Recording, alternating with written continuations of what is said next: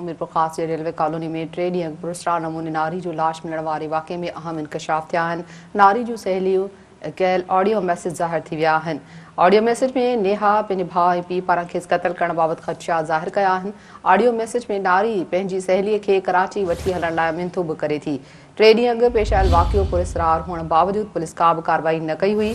आगाह कयूं पिया मीरपुर ख़ास मां जिते रेलवे कॉलोनी में 3 ॾींहं अॻु पुरस्कार नमूने नारी जो लाश मिलण वारे वाक़े में अहम इंकशाफ साम्हूं आया आहिनि। नारीअ जूं सहेलीअ जूं ऑडियो मैसेजिस ज़ाहिर थिया आहिनि। ऑडियो मैसेजिस में नेहा पंहिंजे भाउ ऐं पीउ पारां खेसि क़त्ल करण बाबति ख़दशा ज़ाहिर कया आहिनि। इन हवाले सां ॿुधायूं पिया ऑडियो मैसेज में नारी पंहिंजी सहेलीअ खे कराची वठी हलण लाइ मिंथू बि करे थी। 3 ॾींहं अॻु पेश आयल वाक़ियो पुरस्कार हुअण बावजूदि पुलिस का बि इन हवाले सां कार्रवाई न कई। आगाह कयूं पिया अहम ख़बर जे हवाले सां मीरपुर ख़ास जी रेलवे कॉलोनी में 3 ॾींहं अॻु पुरस्कार नमूने नारी जो लाश मिलण वारे वाक़े में अहम इंकशाफ साम्हूं आया आहिनि।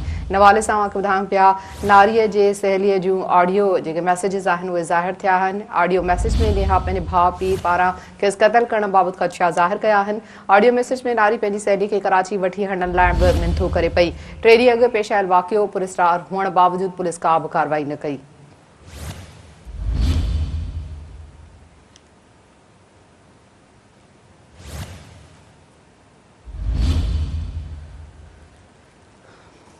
अहम ख़बर ॾियूं पिया मीरपुर ख़ास जी रेलवे कॉलोनी में 3 ॾींहं अॻु पुरस्कार नमूने नारी जो लाश मिलण वारे वाक़े में अहम इंकशाफ थिया आहिनि।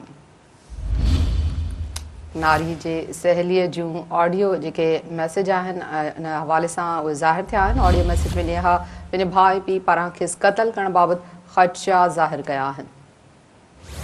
ऑडियो मैसेज में नारी पंहिंजी सहेलीअ खे कराची वठी हलण लाइ बि मिंथू करे पई।